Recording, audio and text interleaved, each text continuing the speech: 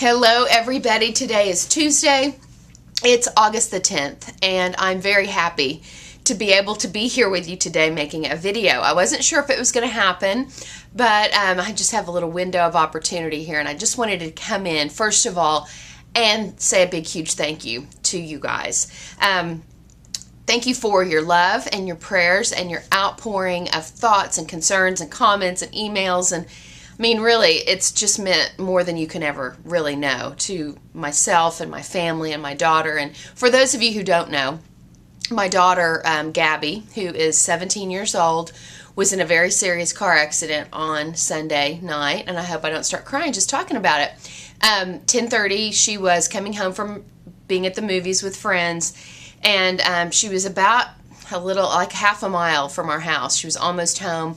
And a young lady was driving her car and ran a red light at 70 miles an hour, which this is kind of more like in a residential area. So the fact that she was going 70 miles an hour is just like, it blows my mind still. But anyway, she was, and she ran the red light, and my daughter just happened to be in the intersection at the wrong time. And so she was, the impact, there was not even any braking that happened. I mean, the girl just went straight into my daughter's 2002 Chevy Trailblazer, which used to be my car. Thank God that car is a tank. And Gabby's car, well, I don't know what all happened. We haven't really been able to reenact it exactly, but bottom line is it rolled a couple times, ended up in a front yard in a bush, tires going everywhere, all the windows are broken out, crushed, mangled, totally totaled, and somehow my daughter was able to crawl out from the driver's seat into the back seat to get out the one door of the car that was open. And thank God she had on her seatbelt. But she got out of the car, and fortunately, obviously it was a huge loud crash. It was in a neighborhood type setting, so people were running out of their house and called the emergency, 911. They were able to get her into an ambulance and get her to the hospital quickly. And miracle, the child obviously has guardian angels, because for those of you who may have seen the picture of the vehicle, and I posted a couple of other photos of it, my husband went to Story Records, which is where the car was towed after the accident, and took pictures yesterday.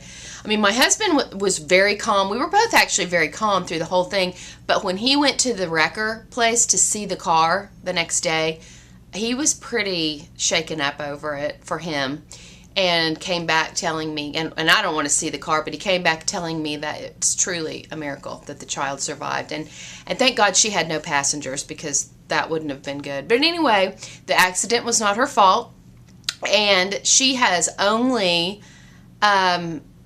injuries that are very healable. I mean, she has some soft tissue injuries, internal bruising, external bruising. She tore some ligaments in her foot, her right foot, so she's not going to be driving for a while, and she's not really wanting to, as you can imagine. And just sore. I mean, she's in horrible pain, body pain, whiplash. And so, but that's all. Nothing that's not fixable with a little bit of therapy and time. And so she's on pretty major pain pills, and she's actually asleep right now in her bedroom, thank God. But she's just been really amazing through the whole thing. And it's through these kind of situations that you realize what really is important in life. Not that we didn't know, but I mean, it definitely brings it home. And I just want you all to know that you've been a big part of that. And so I really like to be plugged in here at the website and keep regular programming going. But yesterday I was completely, totally checked out. And this week's probably going to be a little bit different, because I'm wearing my nurse's hat this week. She's supposed to start her senior year in high school on Thursday, but that's yet to be seen whether she's going to feel like she can't really walk right now. But I have every confidence that she'll be back to school no later than this coming Monday of next week. So she'll maybe miss 2 days tops. But I really would appreciate your ongoing thoughts and prayers for her at this time. Unfortunately, my child has no interest in eating raw food or drinking juice or wheatgrass or any of those wonderful suggestions. But sometimes these kind of scenarios have a way of opening people up to things differently. So we'll see what happens. But you guys, I totally love you and I totally appreciate you.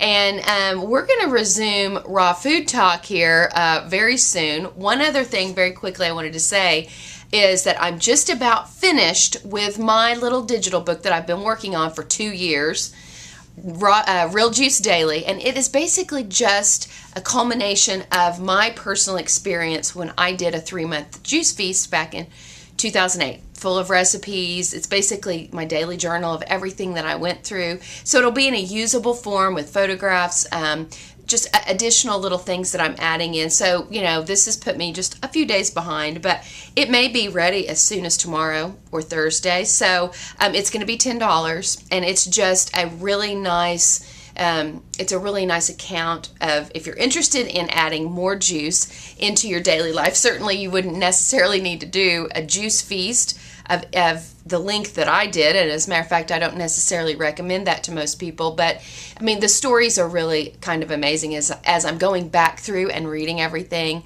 it's re-inspiring me to do another juice feast, like a more extended, maybe 30-day juice feast. I don't really want to do 3 months again, but my plan is to start that this week. So I will probably start that maybe next Monday once things have kind of settled a little bit. But you guys, I really do love you and I really do appreciate you, and I will be back again tomorrow with another video, and I'll see you then. Bye.